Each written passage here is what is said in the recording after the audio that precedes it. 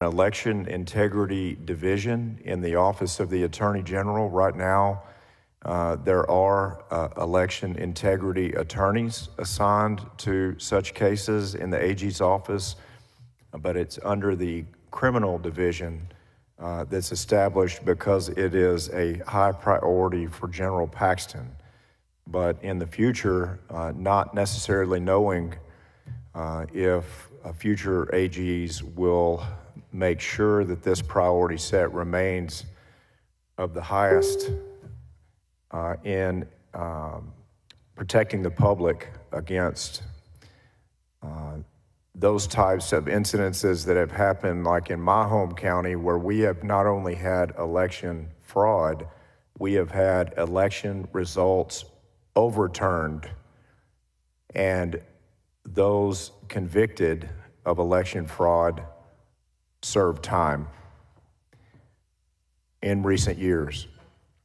Senate Bill 318 creates an election integrity division within the Office of the AG to safeguard the integrity of elections and ensure public confidence in the electoral process and investigate election fraud offenses.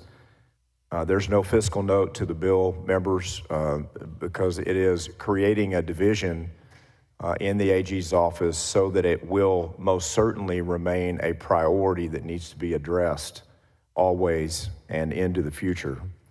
The bill allows the Election Integrity Division to issue administrative subpoenas to compel political subdivisions, local political entities, to provide information, documents, and witness testimony to assist in those investigations. Regardless, again, of who is serving, as we know, General Paxton's been very successful in this effort and working within this space. We need to know that it's a priority. I've worked for the Texas Attorney General in the past. I served as a criminal appellate brief writer in the Criminal Appellate Division of the Oklahoma Attorney General's office for a couple of years, and the way that our Texas Attorney General's office is structured, I believe, and I hope that you would believe and share in those thoughts, that it would be very important for that division to be on its own and exist to safeguard the public. And with that, I'm willing to answer any questions, and thank you, Mr. Chairman, for your consideration. And Chairman, thank you for being here. Thanks for this bill. Members, any questions for our colleague on Senate Bill 318? Very well, we'll hear from the witnesses. Thanks for bringing the bill. Thank you. Thank you, Mr. Chairman. Thank you, members.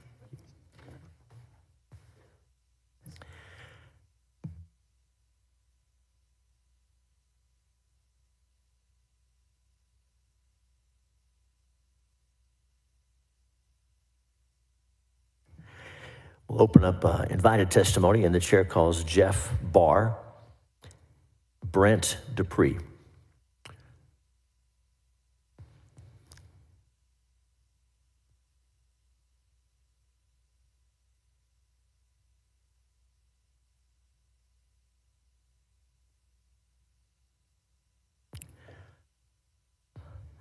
Good afternoon. Welcome back. Saw you earlier. Do y'all have a preference as to who goes first? Chairman and committee members, my name is Brent Dupree. I'm the Director of Law Enforcement for the Office of Attorney General. I'm really here to answer any questions you might have as to the investigations that are done within the Criminal Investigations Division related to election integrity. Thank you very much. We probably will have questions. And go ahead and introduce yourself again. Thank you, Chairman, Madam Vice Chair, and members again. Jeff Barr, I'm the Division Chief of the Election Integrity Division of the Office of the Texas Attorney General, which is, again, focused on prosecutions. Here to answer any questions as a resource witness. And thank you both for being here. As, pardon me, as the author mentioned, very thankful to have this division active and supported and funded in the Attorney General's office. As I understand the author's intent, because this is so important, the desire is to make sure that the office exists statutorily regardless of who's in the Office of Attorney General. And so from the standpoint of how the office functions and the work you're doing now, would passage of this bill interfere with anything you're doing or hamper your efforts or change the way you're doing things today? Respectfully to Senator Creighton, it could. It very well could. I want to outline three three issues that I think come up with this potential bill. And with that, I'm going to give you a little bit of background of the history of General Paxton's Election Integrity Division. And I think it gets confused maybe in the media. I think maybe it gets confused at the State House here, and sometimes it might even get a little confusing at our own agency. But the Election Integrity Division, as it's named now, is a spinoff, is a division, a very small division that is comprised of criminal prosecutors that was spun out of our Criminal Prosecutions Division. I think sometime in 2020, it was before my time as the chief, and it was to support General Paxton's initiative. It was one of two major initiatives, human trafficking and HTOC, human trafficking, I get the rest of it messed up, and election integrity. So it was major priorities of General Paxton. So he created separate divisions, prosecution divisions, for those two. And so currently we have a criminal prosecutions division, we have a human trafficking division, and we have an election integrity division. I liken election cases, at least post-Stevens, to being a seasonal lifeguard, if you will. Unlike traditional crimes, human trafficking, homicides, where I spent much of my career at the AG's office prosecuting, election integrity crimes generally develop in and around election seasons. And so those are when the complaints come in, those are when the investigations start. And so there are times, at least since during my brief tenure of over about 2.5 years in this division, where we don't have cases to prosecute. And so to be good stewards of the taxpayers' resources, we have taken assignments from the Criminal Prosecutions Division of traditional crimes in support. Now, that being said, election integrity prosecution is our priority, and so we step up into that role when we need to step up. But if we're having a slow season, then we're able and we're trained and we're experienced to take on a variety of traditional election crimes. My concern with the bill is that I question whether it would be specifically funded for only election prosecution causes or matters like the HTOC unit currently is. So currently in our HTOC unit, the human trafficking unit, they cannot take on other non-HTOC-like or human trafficking-like crimes. They can't prosecute a homicide or a burglary. And so I think they have to, from my understanding, they have to answer to the legislature on those crimes. Again, those aren't seasonal crimes. Human trafficking happens all the time, all over the state. And so they get complaints all the time. Elections are not like that. So that's issue number one. Issue number two, as we've been talking about today, is the Stevens decision. Certainly has hamstrung our ability to concurrently prosecute. And then third, one of the other reasons we're not seeing a lot of election prosecutions is we're pro tem, we're DA pro tem, or we're assisting DAs on a handful of cases currently right now, and some of them are vote harvesting cases. Well, currently there's a federal lawsuit that has preempted or stopped and joined our ability to prosecute vote harvesting. So that's shut us down. And so it's these types of elements that gives me a little bit of pause as to forming a formal division for election integrity. I think it's a great idea. I just want to make sure y'all are aware of those issues. I think Director Dupre would probably tell you something different as to his side of the house, which is the election investigations. They stay busy because they get requests from DAs, they get complaints from the SOS, they at times self-initiate investigations, I think he'll tell you. And so they've got a lot of investigations going, but then they're sending those to DA's offices. We might get a call on it, we might not on the prosecution side of the house. And thanks for that. We're going to have some more questions, I'm sure. Director Dupre, would you want to talk about that as well? Yeah, thank you very much. As Mr. Barr stated, whenever the Election Integrity Division was formed, a companion division within the Criminal Investigation Division was formed, and over which I oversee, which is the Election Integrity Unit. So working along with the Election Integrity Division within the Criminal Prosecutions Division is the Election Integrity Unit of Investigators, in which we investigate the criminal cases around election crimes. Those cases come to us in many different forms, either from local officials, from local police departments, other police agencies, and the Secretary of State's office. I do not see this bill impacting the work that we do. We would continue to do that work as those complaints or investigations come to us. And then since the Stevens ruling, we have been referring those cases to county and district attorney offices for prosecution. So we would continue that work under this bill as well. Thank you. Senators, any questions? I asked those witnesses questions without yielding to the committee first. Senator Parker, go ahead. Thank you, Mr. Chairman. I think my mic is out, the light here. I don't know what's going on there. Listen, I just wanted to clarify for a moment, Mr. Barr. Thank you for your feedback. Obviously, Senator, will you get a little closer to that microphone? Yes, can you all hear me? I'm not sure it's working. I think that's the problem. Oh, it is now. It is now. No. I think, Mr. Barr, just to be clear, I think the author's intent here is just to establish this, that it is always a priority permanently for the AG's office until the Lord calls us all home. and so as a result of that, I mean, that being the intent of the author, I think your issue is not any concern with intent, but rather just the application, given the fact that there's an ebb and flow. You said a seasonality, so to speak, to the work that you would do. And so I guess my question is, one, just making certain you understand the intent, that it would be permanent beyond the current Attorney General, who's done such a great job with this topic of election integrity, and making certain that it's permanent. But the issue, I guess, or the question is, isn't there a way to work internally to figure out how workload would be shifted and how various personnel could be shifted from one permanent division to another based on the seasonality? I mean, certainly there's got to be a way to work that out to where it doesn't become problematic for the general. Is that right? I would hope so. That was what I'm trying to convey, I guess, is that I hope that there would be some flexibility. I think there would need to be some flexibility for us to be able to do that.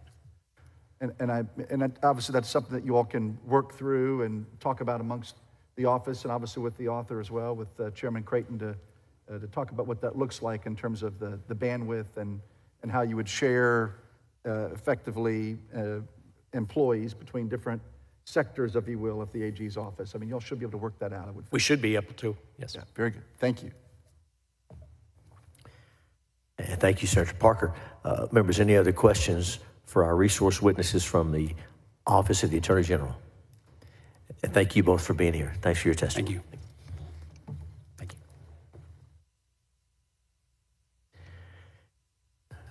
Public testimony is now open on Senate Bill 318, and the chair calls Dr. Laura Presley, Veronica Warms, Emily French, and Ken Moore.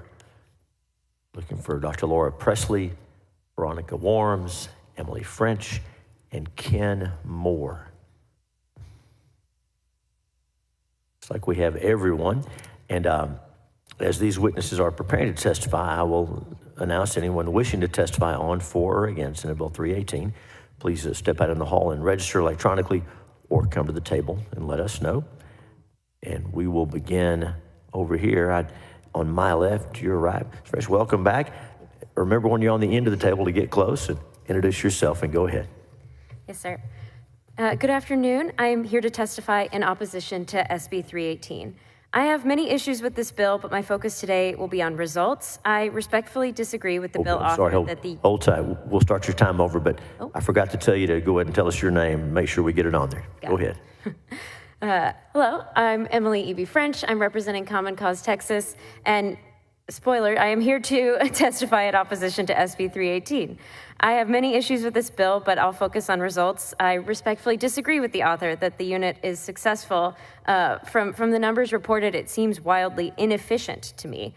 From October 2020 to September 2021, the Attorney General's team of lawyers worked on more than 20,000 hours on election cases, and they closed 3. They also closed only 3 per year in 2016, 2017, and 2019. From 2005 to 2023, the Attorney General's office successfully prosecuted 155 individuals for election fraud. During that same time period, Texans cast more than 107 million ballots.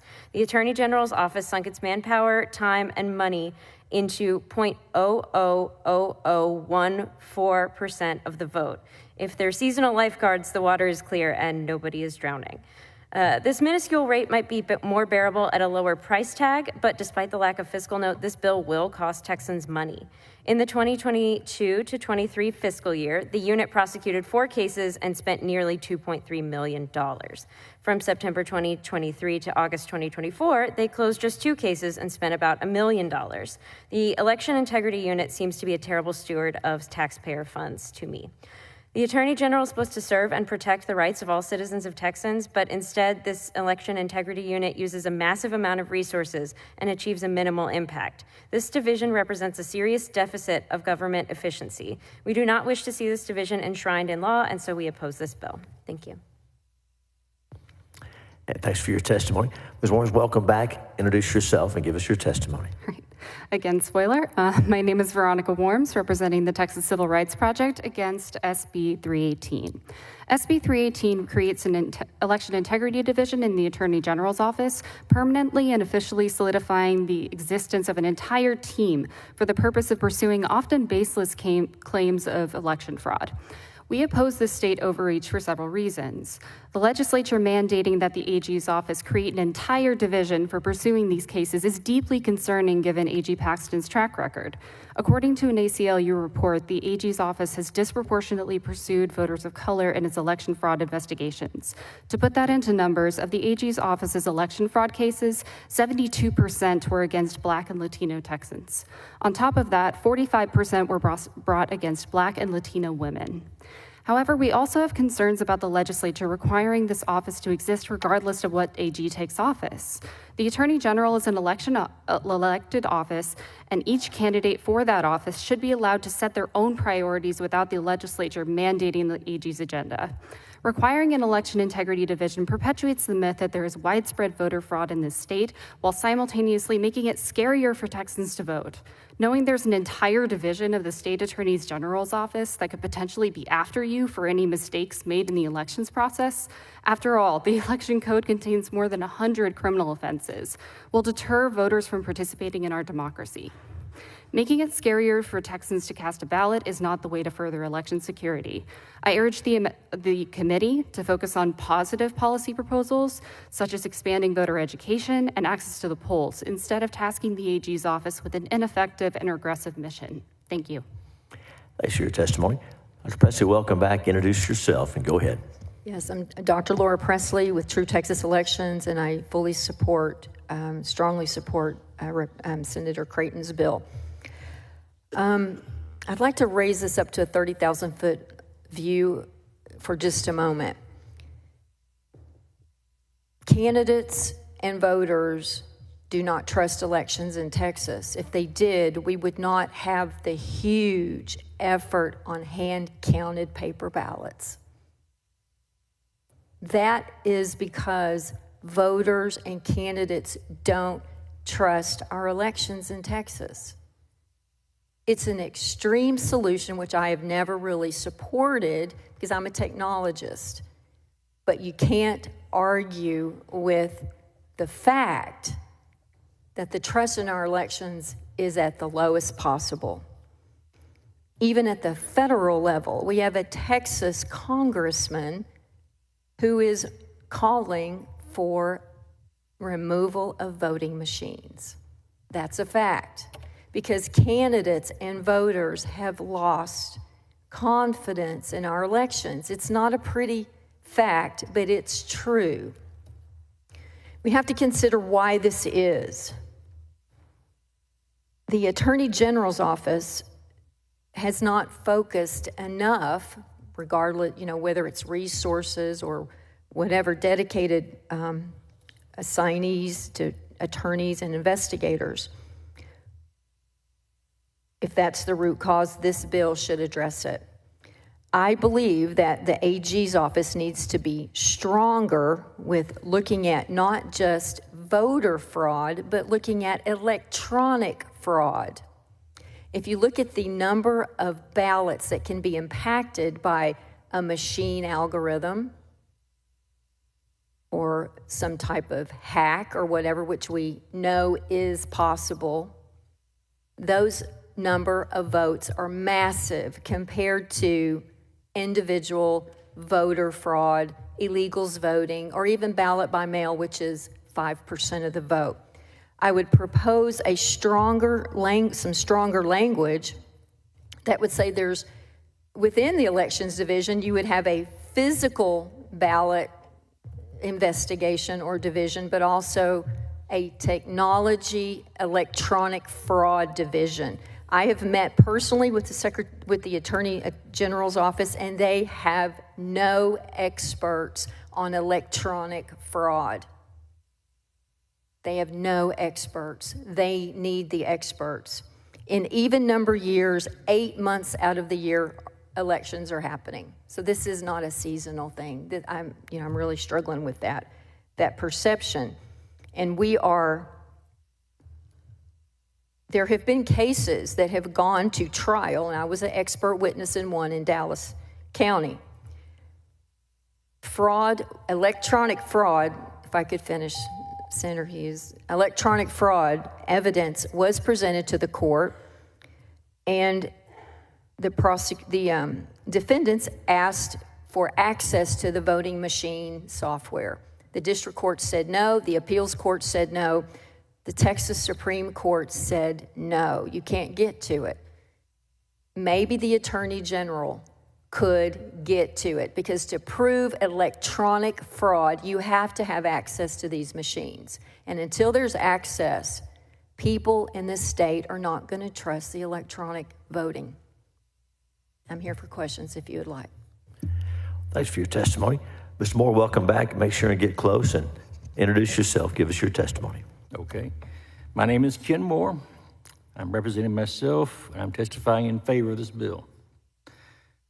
A few sessions ago, one of the recurring arguments against SB1, which is a landmark bill that helped us a lot in election integrity, was that it was a solution looking for a problem.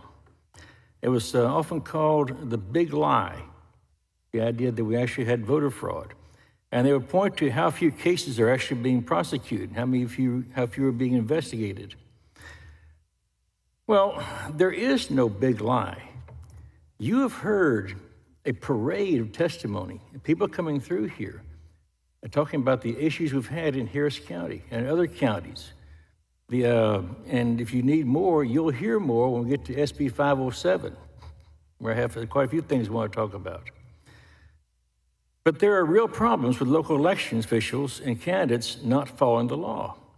And ironically, SB1 actually helped shed some light on many of these, with their reconciliation requirements. But the reason I would suggest that we don't have these investigations, the prosecutions, is simply lack of personnel and resources devoted to it. This bill, SB318, addresses this problem, and I would ask you to please move it forward. Thank you for your testimony. Members, any questions for any of our witnesses on Senate Bill 318? I do have one, and statistics are helpful, the numbers are. I wanted to see about a little context. And Ms. Worms, I was going to ask you, I want to make sure I wrote this down right. You were discussing the demographics of the folks who've been investigated, and I think you said 72% of those investigated by the Attorney General's office in a given time were of Black or Latino. Is that close? That's correct. Okay, thank you. And you may not know this, but do you know in how many of those cases where Black or Latino Texas were investigated, Do you know how many of those cases where the complainant was also black or Latino? Because I know that that was true in many of those cases. Do you have those numbers? I do not have those numbers in front of me, but this was prosecutions and investigations that were instigated before the Stevens decision. So this is when OAG felt that they had the authority to pursue these cases. And I don't want to put words in your mouth, but I want to be clear. You're not suggesting that if a black or Latino Texan raises a complaint that involves another black or Latino Texan, that we should not pursue that just because of the race of the alleged violators or the folks bringing the charge, are you? I'm not suggesting that. What I am suggesting is that there has been a disparate impact against voters of color, seemingly in the data regarding the investigations that OAG instigated at that time. But would those numbers mean more if we knew the same demographic data for the complainants in those cases? I think that it's still worth looking at what the disparate impact and the data tells us regarding what cases the OAG decides to pursue. I don't have the information on who the complainants were in those cases. But if we had that information, that would be helpful context, wouldn't it? I mean, context is always helpful. I would never disagree with that. Thank you very much. Members, any questions for any of our witnesses? Thank you all for being here. Thanks for your testimony. And those are the only witnesses we have registered on, for, or against Senate Bill 318. Anyone else wishing to testify on, for, or against Senate Bill 318? Seeing none, public testimony is closed. Bill's left pending at this time.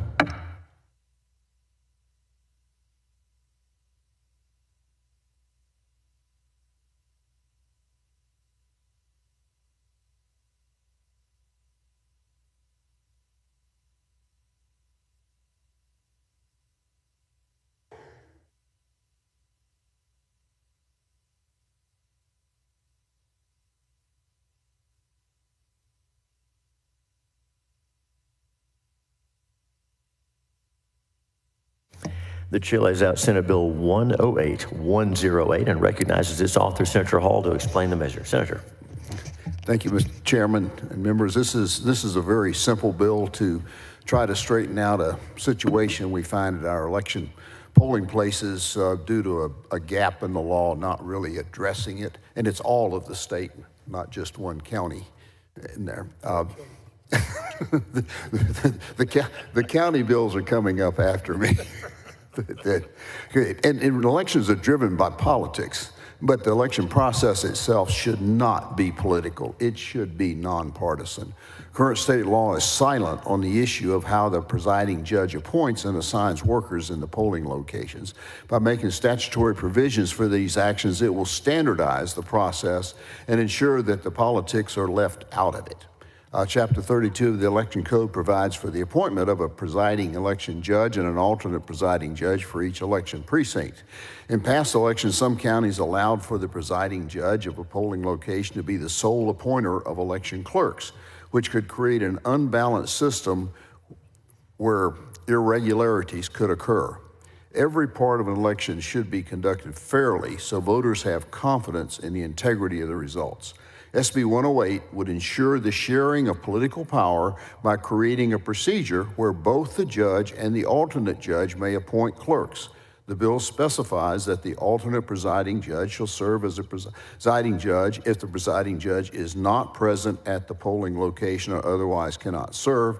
It would allow also an alternate presiding judge to freely occupy or observe the area where the voters are being accepted for voting, and would allow an alternate presiding judge as well as the presiding judge to appoint election clerks. The bill would also specify that a list must be submitted to the presiding judge and alternate presiding judge, and that each shall appoint at least one clerk from the list. The bill would also add subsections emphasizing that the presiding judge and alternate judge shall each appoint the same number of clerks to the extent possible, giving the total number of clerks to be appointed.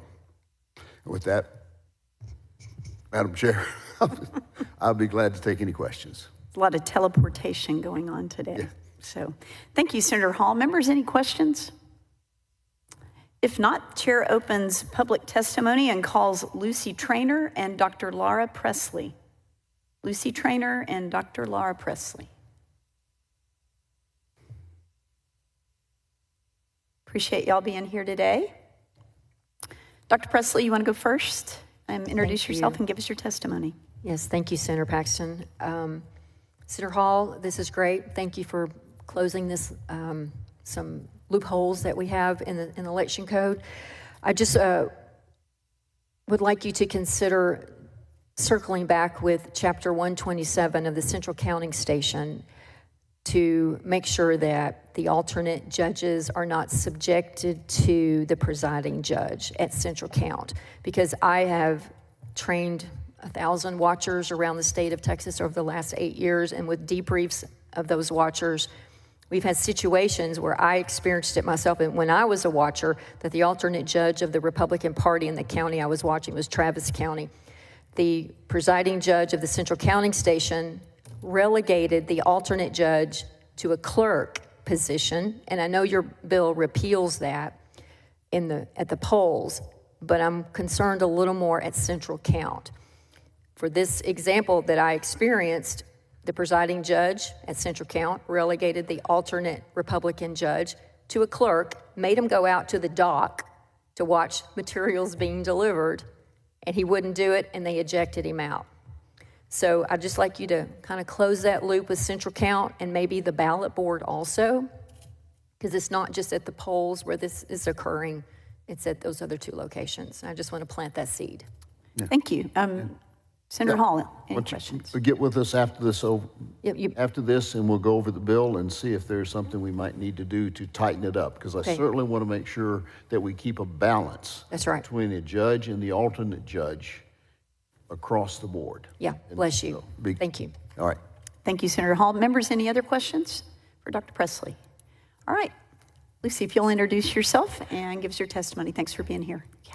Lucy Traynor, SRC SD25, for this bill, of course. And I've got close friends with Travis County GOP, and I want to just share some of the statistics that they took in for this last general election. I think it really speaks to the need for this bill. With 70 locations, they're at 70 locations in Travis County, and I think there was a total, this is on election day, of the 70 locations of 176, we had, it was probably 70 locations with no Republican judges or alternate judges at 70 locations here in Travis County in the general, just this latest general election. Other things that the leadership staff had recorded was that 18% of those of those that were placed were not even on the list that was provided. So the county chairs, they submit these lists to the commissioner's court, right? And the county chair asks for the list that's placed, say about a month before, a little before then, with the elections. And Travis County didn't give the GOP chair that list. They gave it to them the beginning of early voting, which was long after they had requested it. So as to the Republican clerks hired, 57% were not even on the list. And then they looked up the names, the people within the GOP looked up the names, and many of them were very partisan Democrats. So I think this is a great bill. It really speaks to equity that's needed with our polling locations. What happens with in these situations where you have an elections administrator with as an unelected bureaucrat, and they are appointing all of these clerks, alternate judges, judges that don't really fully represent what the precinct looks like or what the county looks like as a whole. So we've got to have, and I would say, Senator Hall, I think having some kind of penalty with the elections administrator office when they don't relinquish that placed list to the county chair, that would be a great thing to do. I don't know what that would look like from a practical standpoint, but it would be helpful in terms of accountability, because right now they ignored Travis County in 2022 on that list, and they ignored them in 2024. Thank you. Thank you for your testimony. Members, any questions? Senator Hall? No, I'm Okay. good. All right. Thank you both. We appreciate you being here. You're free to go. All right. We do not show any other registered public testimony. Is there anyone else in the chamber wishing to testify on, for, or against Senate Bill 108 by Senator Hall? Hearing none, public testimony is now closed and the bill will be left pending.